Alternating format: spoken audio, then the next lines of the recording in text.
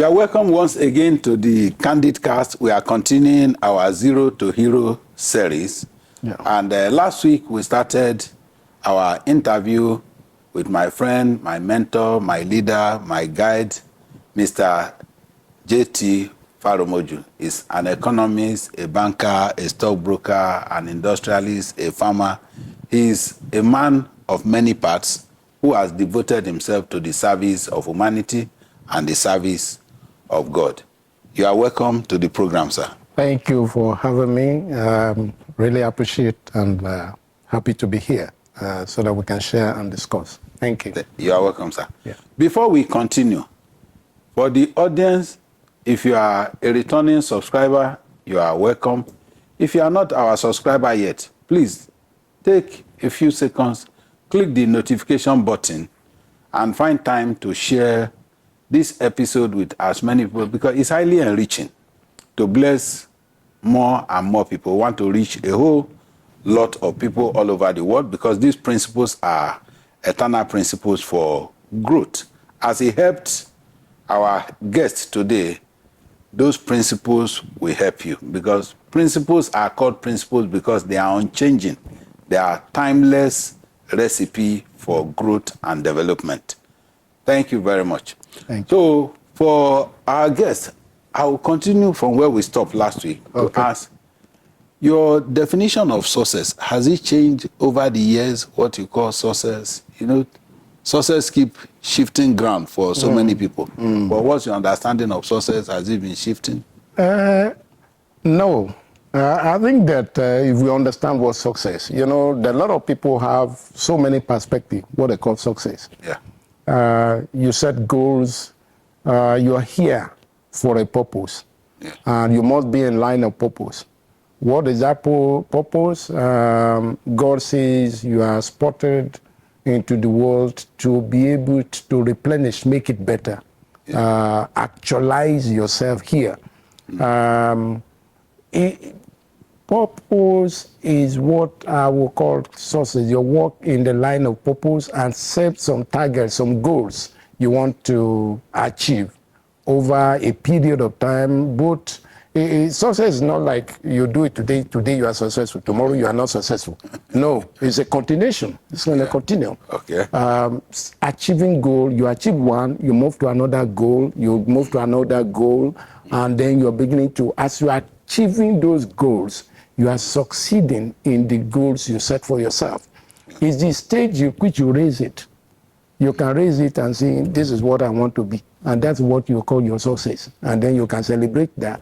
But someone continually, I have a definition, the way I look at it. I have an inner focused person and an outside focused person. Okay. An inner focused individual look inwardly to himself, maybe the immediate family, but an outside focused person, an outward focused person, sees not only himself, he sees how do I resolve the problem of the outside, the extended, the people around me, the people farther from me, the country.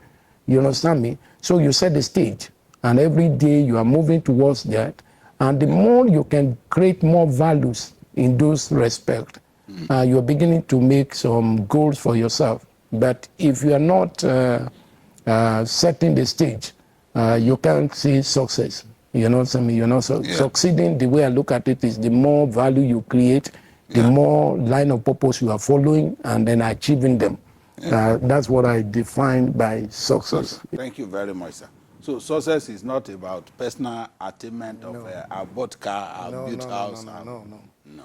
It has to do more with your contribution to society. Okay. Yeah. Being So able to look at success beyond ourselves. I think that's why a lot of people waste money. When you set a goal and then I build a house, I'm successful. Sooner or later, at a later age, you get to believe there's no money in your hand, there are a lot of these things. You become inwardly and you become complacent. Things you are supposed to react to that are changing. The world is changing at rapidity. What you call success last year isn't a success today because the stage has been raised. So you've got to continually focus in the line of or continual development Because if you don't do that, you become complacent. And majority of complacent people today are available everywhere. We're satisfied. Oh, what am I going to do with it? And I say, in this world, what are you going to do with it? I mean, there's a lot you need to do. And I think that's the way I look at it. Thank you very much for those Yeah. answers. It's been really enriching. Yeah. But in your career path, what will you term your biggest regrets in career? I really, I don't pay too much premium to regret. I don't look at regret as failure. I don't see myself failing. I don't consider that I failed. Okay? I may not have done things properly by understanding. But every day you learn, every day you're beginning to learn. It means at the time you did, if you didn't do it well, you didn't have enough knowledge. Wow. It's not that you actually failed, okay? You failed to the extent that you did not know what you needed to be done. And that's why you must give yourself to continuous learning. Yeah. That's why you set up these things so that people can see some of the mistakes that they make. Yeah. Knowledge exposes areas of our weakness. It tells us about the prospect of what the future look like. So the way I react to setbacks is to learn more and do more. You understand me? Give yourself to more knowledge, areas you don't maybe measure up, you learn. Okay. Put learning and knowledge as the focal points of the drive this system. But if you, because you failed, and therefore you sit in there and mope and then tell the stories of sorrows. Oh, I failed. I tried before I failed. I tried it before I failed. You can tell the story too for the entirety. It but doesn't change it. Why did you fail? Find out. Get knowledge. Equip yourself, and then you find out. Try it again. And then you continue to try and try and try. You succeed. You do well. But my attitude to it, I don't really believe so much in failure. I believe it's a setback. You have a setback, and then, okay, I didn't know more. I didn't have enough knowledge. That's why that happened. It wasn't that maybe something spiritual or orchestrated. No. You didn't have enough knowledge. Expose yourself to knowledge, and you find that what you think was difficult becomes easier. You can go there, and you do that, and that's the only way that you can overcome setbacks. Okay. Thank you very much, sir. Yeah. Okay. So it has reiterated the statement that there is no successful person who has never failed before. Yeah, no. The difference is what they made of their success. failure. Yeah. So each time they fail, they see it as a learning. I had one staff with me that we used to joke when she says, Oga, we made a mistake or we lost money. I said, no, we pay school fees. We call it school fees. Yeah, I said, we pay school fees. Yeah. So when you pay school fees, you have not lost money. You're not lost now, you get knowledge. You gave away money to get knowledge. So that knowledge, you only paid school fees. So let's stay with the knowledge. That's when the school fees becomes and that's why you can have in an inner strength yes. to be able to move forward. And that's it. In any case, most of the thing we call failure is in the eyes of those who behold it. Yes. Not necessarily of yourself itself. Yes. But because we pay too much premiums and opinions, what other the other person will see emotional reaction to what people perceived has happened to you. Every life, every journey has some setbacks. They're not just clean. They're not just straight. It's not a dash. You go in there, you are going it looks like a cloudy road or a bent road. But beyond the bend, there's a straight. Yeah. You understand me? Yes, You've got to understand that the journey of life, some areas are bending, some areas don't look, they look obscured. Yeah. And then when you begin to look at it, that's knowledge. Yes. You know, you get power out of knowledge because it's not, you are not caught by surprise. Yes. And those are the areas that that kept a lot of people down. Yeah. Thank you so much, sir. This highly inspiring. Thank you. Let's now talk about the Nigerian economy. You know, the reason people are running, people believe, oh, Nigeria is so tough. I listened to a YouTube video yesterday. Yeah. He said, if you are giving 300 million naira, but you must stay in Nigeria, or you are given visa to run away from Nigeria, then you won't touch the 300 million. Which one will you choose? And I was surprised to find a lot of people saying, even with 300 million, there is nothing you can do in Nigeria. So I also listened to Taiwo Yedele when he said, the worst is behind us, that it can only get better going forward. So to which side of the divide do you belong and why? Number one, it's obvious. I can't run away from Nigeria because really, being a Christian, number one, God never made a mistake. If he have me born in Nigeria, he has planted that I have a role to play here and succeed greatly wherever he has planted my feet. I believe that with all my heart. I'm not a mistake here, and I can never be, a mistake. I believe I can win there. That's a strong one to hold on. Okay? And the choice, the country you run to, my perception is that there's no spirit that develop it. They are human beings like you who had the opportunity to engage life and then they be able to make a useful contribution. I think the area that we have here, we don't even believe in ourselves. We put so much emphasis on these entitlement mentality and fail to focus on the ability that are inherent in our lives and the opportunity that are all over. You understand me? It takes people to explore. Look at our nation now. I'm going to talk about what the tax person said. But look at it. One thing I found that maybe a Chinese travel about 20 hours flight from China. Go to somewhere in my neighborhood or my village and go to the farm and, start a yam farm. He flew, from that. Language, doesn't understand the language properly. The convention of practice become alien to him and cannot be, and then come here and plant a yam and take it to my market and sell it to me, and I go say yam is too expensive.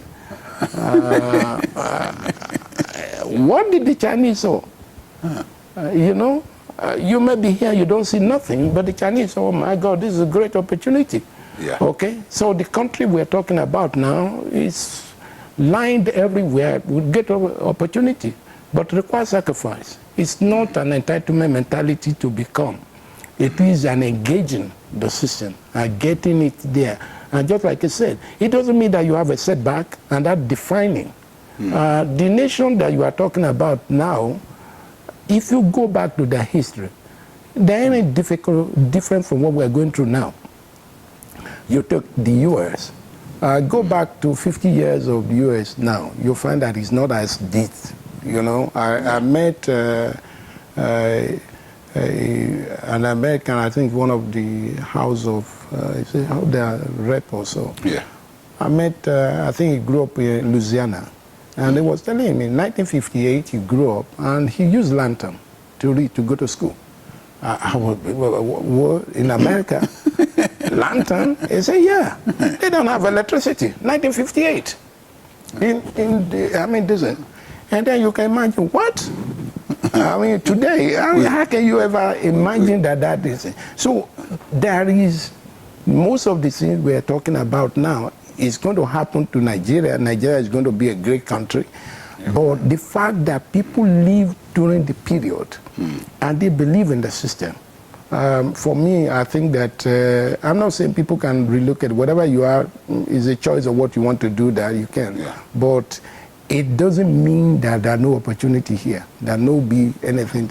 And then for, the state of the economy, I'm a firm believer that, you know, we expect that we have more committed people to run the affairs of government. Yes, I agree, and I hope that we have better people run. But nonetheless, it doesn't, you know, take everybody out without making contributions. Yeah. So I believe that the step that the government has taken, let me tell you, my perspective is this. Is somebody who has been correcting this entitlement mentality, which we inherited post-independent. Yeah. And then if you trace it back, it's not just in Nigeria, all over the African nation. Continent. Yeah. When the leaders emerge after independence, they want to satisfy their people. They want to take care of people, which the colonial masters were not doing sufficient in their view. Honestly, I mean, they're correct to do that. But, you know, when you provide that mentality into people, we stay too long on it. We're staying too long on it. The world has moved. Yeah. I think we have to get to the world where we produce value, that everybody's hands on deck to be able to produce more. When you are moving from that, and then you get to a situation where people say you have to work to become, that is hard, and I believe that that's what the government is doing. You have to create the value to becoming. You have to create the value to becoming. The population of Nigeria, you know, pre-independent, you'll be shocked that Britain was more populous than Nigeria. Yeah. Nigeria is about 40-something million people independent. Britain was 52 million. Okay. The Great Britain was 52 million. Nigeria is about 240 million. Yeah. Great Britain is 69 million. Do you understand me? Yeah. Look at what we were in 1960 in terms of population growth, and then compared to Great Britain for the same period. All right? And then you can see the difference. We had to feed these 40 million people. We had to provide infrastructure for the younger ones, and the revenue, where a majority ain't working. We're not taxing ourselves more. And therefore, you get a situation we don't have sufficient resources to be able to attend to this huge population, which should have been an advantage for us if everybody goes here, if produce more yam, you look at the number of people that will produce food a lot. And I think that maybe what the government is saying, the shocker we're getting is say, look, okay, let me speak to you. You know, if you beginning to, I think the Yoruba has an adage, I don't want to speak in that thing. If you are a rich man amidst the very poor people, you say you are the chief poor. Of the poor. Okay. Now, you don't have enough, and that enough is enough to take care of people. Sooner or later, you become like a poor one of them person. I became scared. If you look at the picture that was painted during that lecture, I listened to it. I don't understand. What could have become if we didn't do the reform? If those actions are not in there, because the man that you give money and throwing party, he borrowed the money from the bank and using it to throw a party. What will be the end? Sooner or later, all the assets he has, I understand, be pledged. He uses his house to borrow the money for the party. He uses his car as a collateral. He uses everything that he has as collateral, and then stole the party. And then people come here and dine in his house and say, oh, he's a big man. He has all the money. When the lender comes, what happens? They seize his house. They seize his car. They take the children slaves. And it becomes captive. This is what happened in Egypt. You know, those is during Joseph. Those are the kind of thing that is likely going to happen. But thank God that some steps are being taken now. If you want to throw the party any legitimately, not borrowed fund, You understand me? Earn the money you are going to use. Nobody is stopping you from making the party, but earn it legitimately. As a nation, we have to earn the money instead of borrowing money to throw party. And I think that's what, but I think steps have been taken to stop that attitude. Maybe that's what the lady was saying. Look, we stop it. We're not going to borrow money to throw party. We're not going to borrow money to throw party. And if we stop that, I believe that we can rise from that and start producing what we produce to spend. What we produce to spend. And I think that maybe that's what he meant by the statement that the war is over, but we're not going to borrow money to throw party. We are going to produce to throw party. And I think that that's significant change. And I believe that maybe that's what he meant by the phrase that the war is over. The war is over doesn't mean that we go back to the throwing party. It means that we have to work. We have to work now to be able to throw party. And then the entitlement mentality is gradually being... It cannot return again. Cannot return. And therefore, it's a man that comes to realize for himself that he has messed up. You know, that's the beginning. That's the beginning of great success, recovery. If you realize to yourself that you have messed up, and then you stop what you are doing, the chances that you will succeed is brighter. You know, you come into recollection, you come into knowledge. And that's what I think Nigeria is going to. We actually come into knowledge that we'll be wasteful, we spend all our energy, borrow other people's money, spending the money, and then we're lavishing it. You know, so, okay. Thank you very much, sir. Yeah, thank you. I want to look at this worship of dollars, another country's currency. Part of that lecture on the platform says we have over $30 billion in domiciliary account in Nigeria. I don't think they have 1 naira in domiciliary account in America. No. And no other country is keeping another. Everybody look for how to use their currency, but we just fell for dollars. Yeah. How did we get there? Is there a way to get out of it? Yeah. It's so sad, honestly speaking, in all he said at the lecture, and which I know that was happening. It's not now we know that we prefer the dollar to our own currency.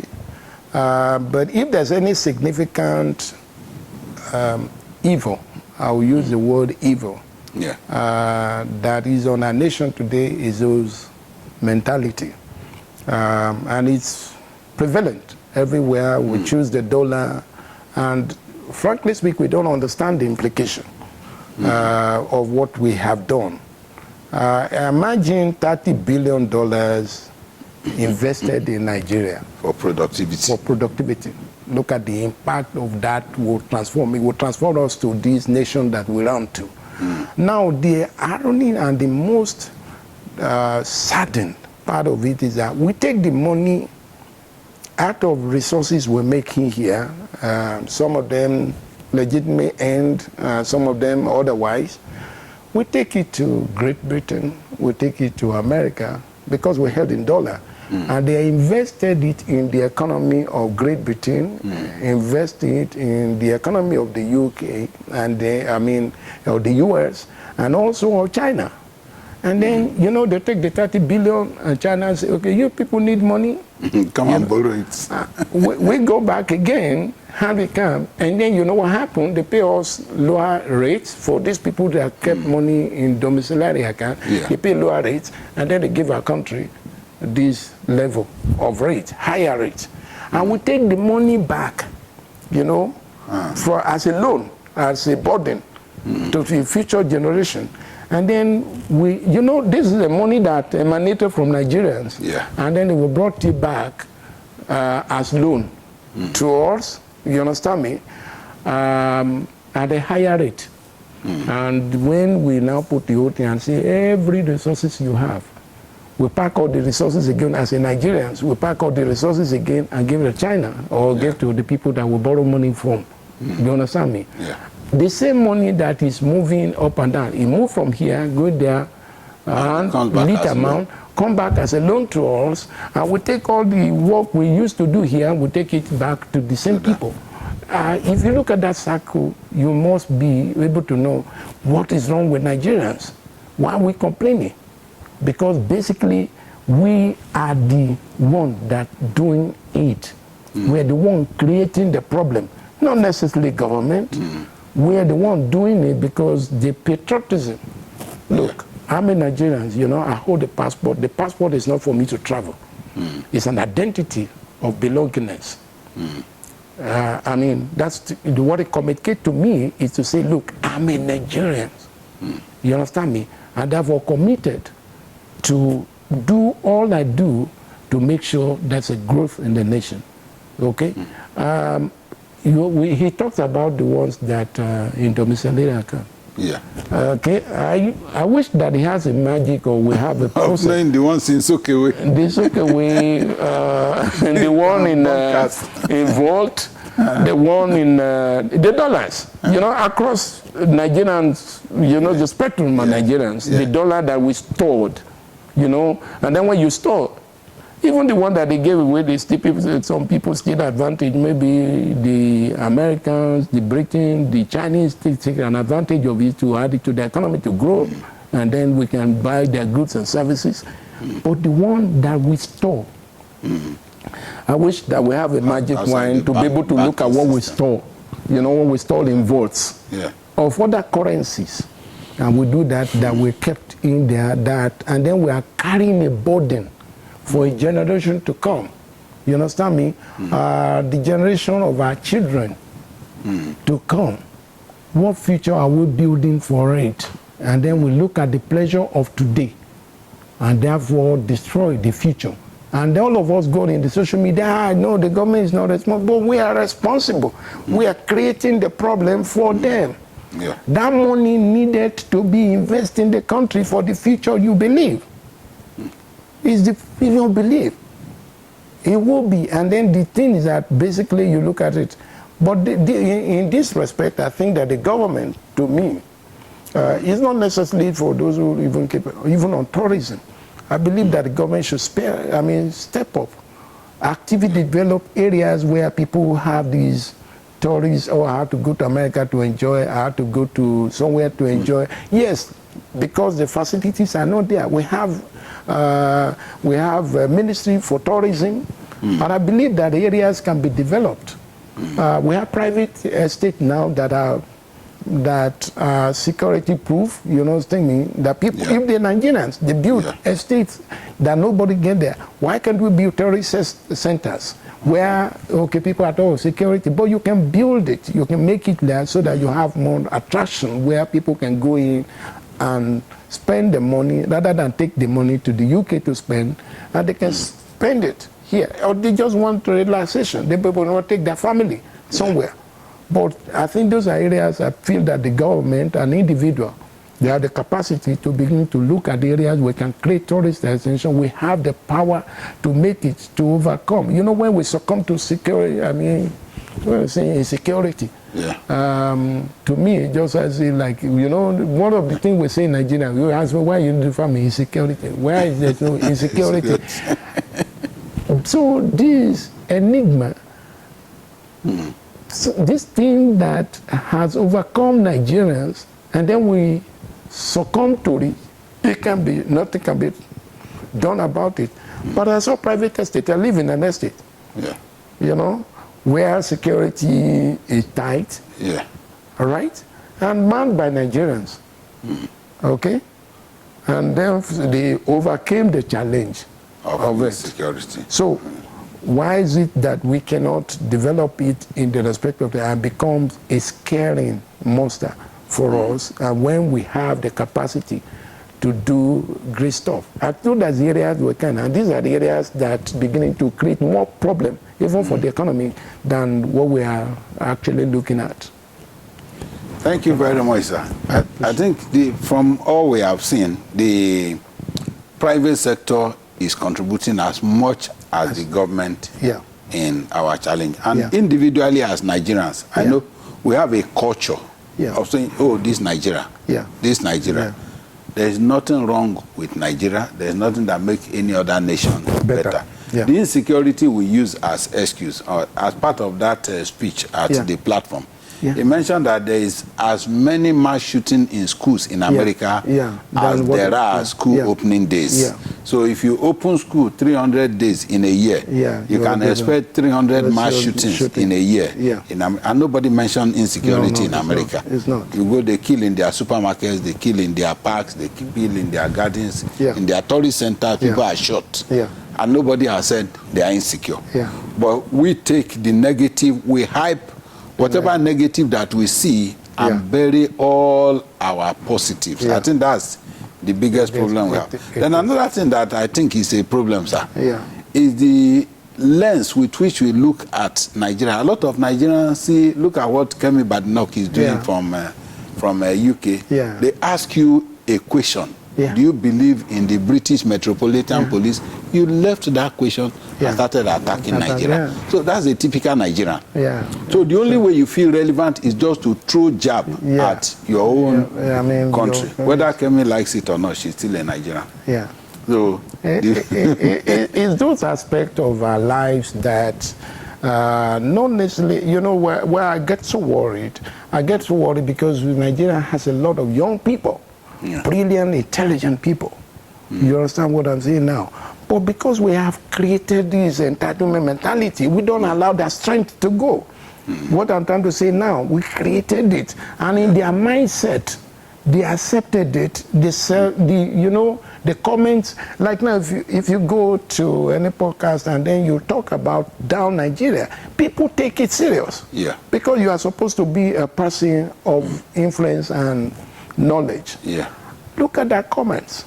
We make on our pulpit, make our these things. You know, people say, this Nigerian, this Nigerian. You know, we say that. We named who we are. You understand me? And then it doesn't matter. The word helps us. I'm just speaking my mind. And I say, speaking your mind. Do you know the impact of your mind? What it has robbed these young people that we're investing their lives into. And we're demeaning it and say it doesn't matter. It does matter. You understand me? It's not about government. You know, the point that the narrative of Nigeria is we focus into government. You understand me? I don't know how many airports in the UK, the America, that is owned by the government. I don't know. Maybe somebody will educate me. How many of them that is government owned? Almost everything is private. In the UK, I don't think I know of the UK that there's no single one. Yes, since Margaret Thatcher. Not one. So how come that we owned all the airport and that's we blame the government? Where's the private airport? I think that somebody wanted to do an airstrip for one of the, I think the church that wanted it. I see a lot of crying about it. Why is it giving the airstrip to private person? And I say airport is owned by private people in the UK. I mean, how much more an airstrip? How did it become an issue? You know, but that's the kind of mentality of these things, and I think that we beginning to demolish those mentality for the sake of this generation that is. You know, I so much believe in the young people. They are brighter, they're more quite they have all it takes to become that. All of us are tested. You know, you can be denied as an elderly person. But that's the truth.